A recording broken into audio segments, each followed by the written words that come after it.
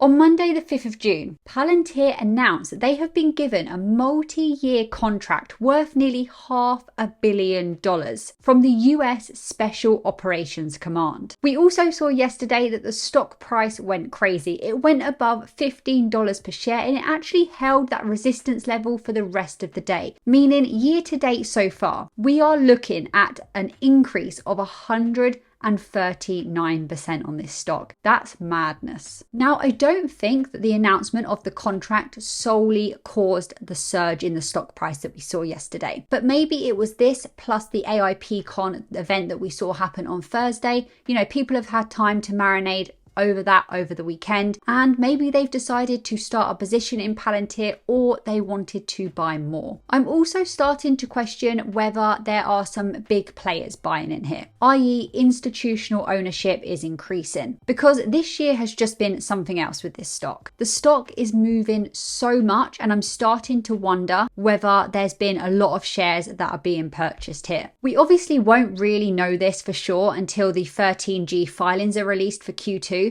but it just feels like it's kind of a lot for retail investors alone to be making these stock price moves. But then again, there has been quite a lot of AI hype recently. So this contract is a pretty big deal. It will essentially allow Palantir to provide US special operations with software to give real-time decision making to the ops on the battlefield. This means there won't be a lag of time for the data to go to the cloud and servers and then come back with a decision. Palantir will instead offer a solution using Edge AI. And Edge AI allows data processing to happen at the local level instead of data being sent to the cloud to get processed. And this means that the data can get analyzed and then instantly solutions and information can be provided. This will incorporate LLMs, large language models, to, and I quote, reduce cognitive load on warfighters and commanders, so that brain power and cognitive load is taken away from these commanders and fighters. And instead, the LLMs will be trained on this vast amount of data,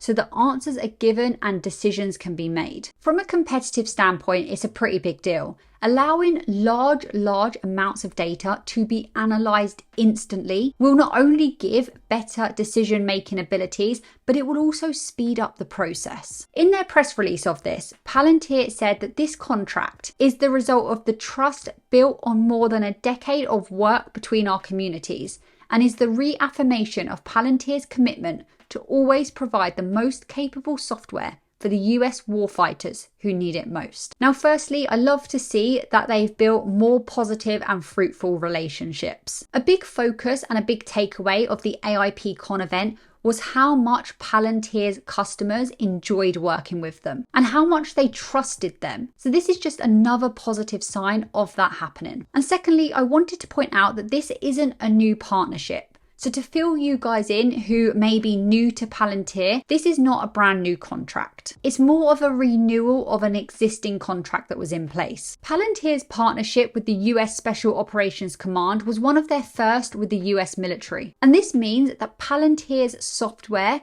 was good enough for them with their high risk stakes to come back and sign this big contract. They've been working together and building trust for more than a decade. Clearly, Palantir are offering them something that's very, very good, because you wouldn't just come back and re-sign this multi-million-dollar deal if it wasn't worth it. And of course, this is perhaps expected to lead to additional contracts with other government agencies. And I imagine in about 5 years or so, we will see a similar renewal happen with this contract. And this could lead to an increased revenue and earnings for Palantir, which could then in turn lead to higher stock prices. This is all just assumption based, of course. I can't prove what's going to happen in the future. I am bullish as a Palantir investor on this company, and this just adds to that. And this announcement happened just a few days after the Jacobs one was announced as well. So it's definitely a very exciting time to be a Palantir investor. But of course, right now, there is also a lot of AI hype right now. And there are many different stocks benefiting from this. But having said that, I do believe that what is happening to Palantir's stock price is valid and it is deserved by the company.